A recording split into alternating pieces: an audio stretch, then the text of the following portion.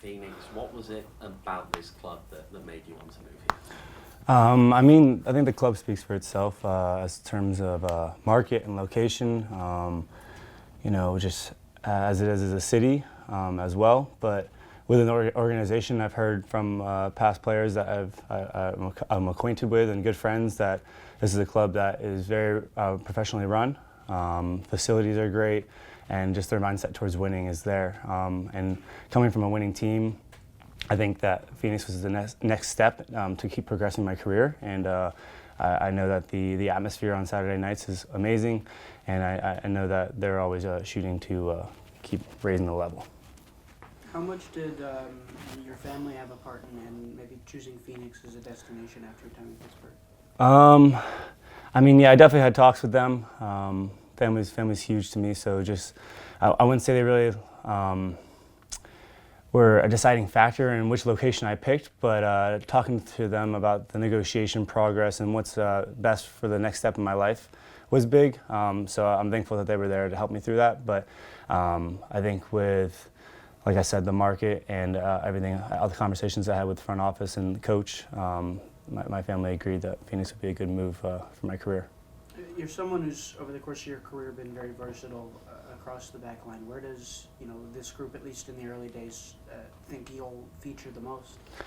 It's looking like I'm going to be playing a fullback role, left back majority. I'm liking it already. Pa, he likes my versatility and creativity, how I see the game. I think in Pittsburgh a lot of times I was, I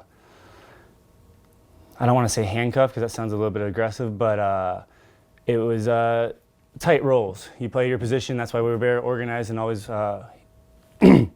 did well, but here it's all about creativity and fluidity and reading the game situations and making things happen. So far I see myself fitting in well and bringing something to the table. You spoke there about former players and connections that you had. Really said Phoenix was really the next challenge, and have you seen the guys just embrace you, and alongside maybe those guys telling you that these guys will truly embrace you in Phoenix, no matter your background? Yeah, I completely agree with that.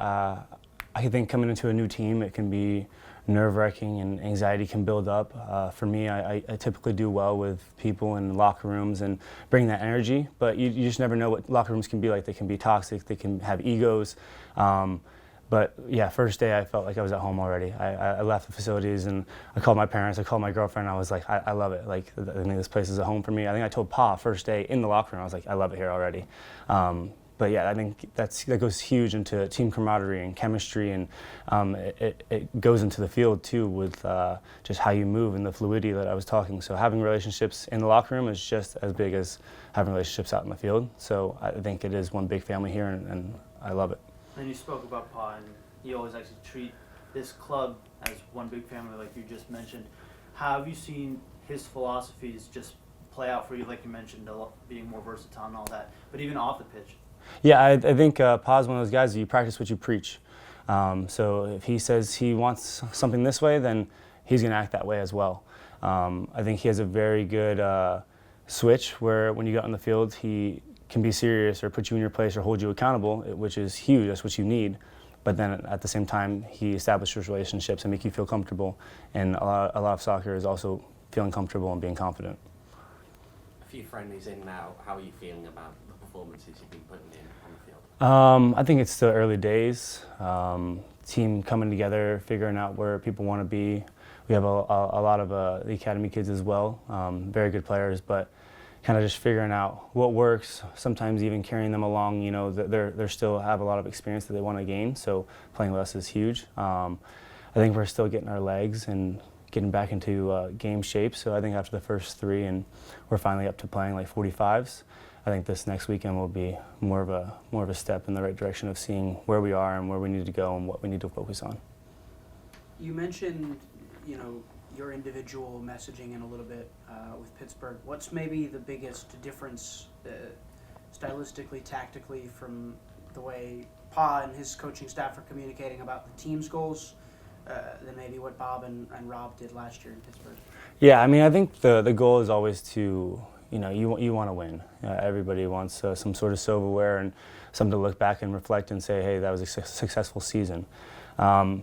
In Pittsburgh, I can't speak for it this year with a new head coach. I mean, I played with him at the end of the season, and I liked playing under him, and his philosophy was there.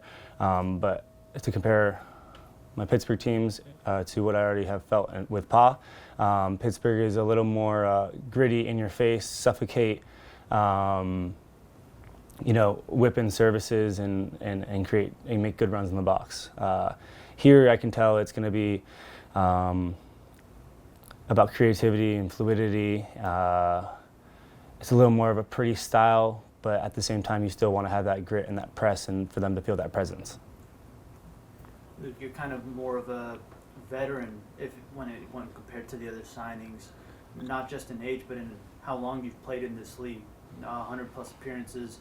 How have you kind of maybe seen some growth in the newer guys, whether that's coming to Phoenix, the youngsters themselves, adapting in the preseason, but maybe also adapting to the play style that you guys have here?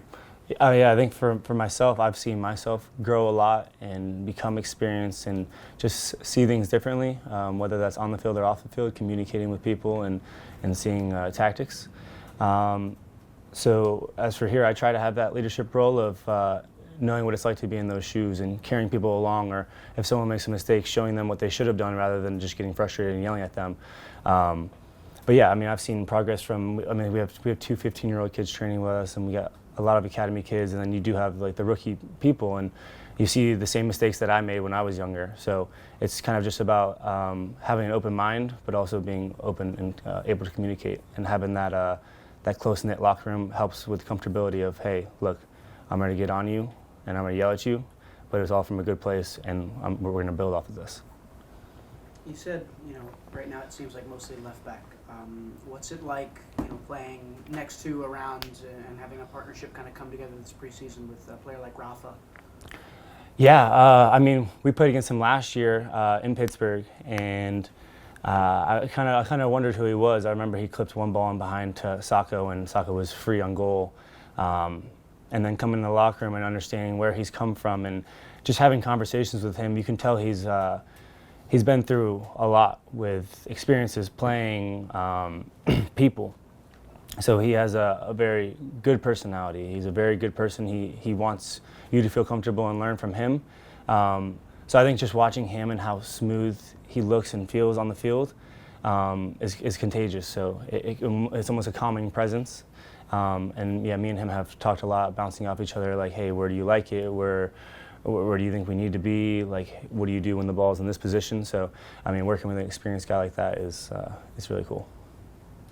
We saw last year, going off the style stuff earlier, that the teams that did well in the playoffs last season, yourselves included, they were teams that didn't concede goals predominantly. Mm-hmm. And obviously a part of that is just playoff football in general, but more so than we've seen in previous years, even in this league.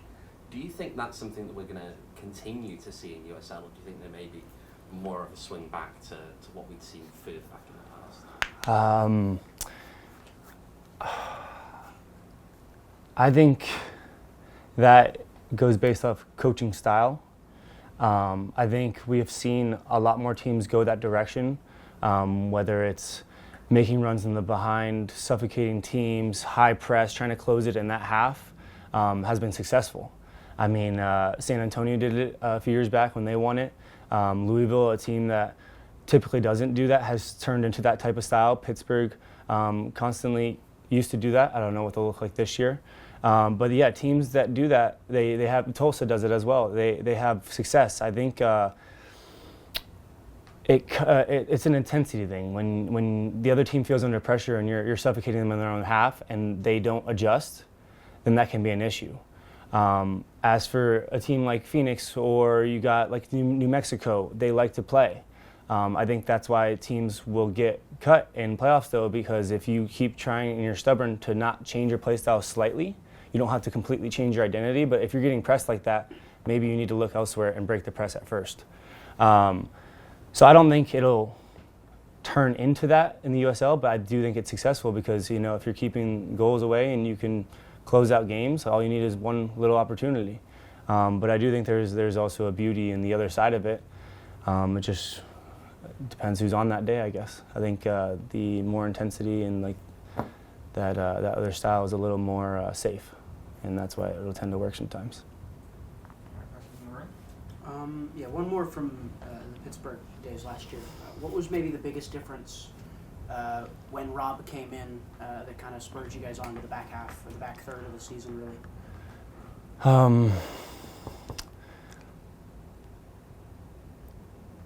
I think Bob did a good job with us. He set us up to play tactically and be organized and work together and make teams feel our presence. I think when Rob stepped in, there was a little more of fluidity and composure and creativity. That's all I'll say there. And obviously you played on turf last year, you'll be playing on grass here. Do you have a preference either way on that one? Oh my gosh, yeah, 1,000%. It's grass all day. My whole life I grew up in Georgia, and any field we ever played on was grass, regardless if it was good or not. Both colleges I went to were beautiful grass, and playing on turf the past 4 years has it was an adjustment, and also just I think tough on the back. You know, you can feel it for sure. So I'm glad to be back on grass. Sporting Director McCarthy said here last week that he wanted this to be a long-term project. And of course, every long-term project, it's not going to start within a month, or we're not going to see the results right away. But how have you seen everybody buy into this project alongside the coaching staff? Yeah, I think the project probably started last year with Pa's first year. I know they had a very young and inexperienced group, and that was something they wanted to build on this year. But you can see everyone's bought in and everyone's dedicated to it. From the coaching staff, you got coaches here like way early in the morning where I'm like, I can't believe they're even here. What are you even doing in the office? To players who are asking questions and watching film. We have meetings every day about, it could be the littlest thing, it could be the longest thing. So I think everyone is dedicated and invested in that goal. So it's a cool thing to see, and I can't wait to see where it progresses.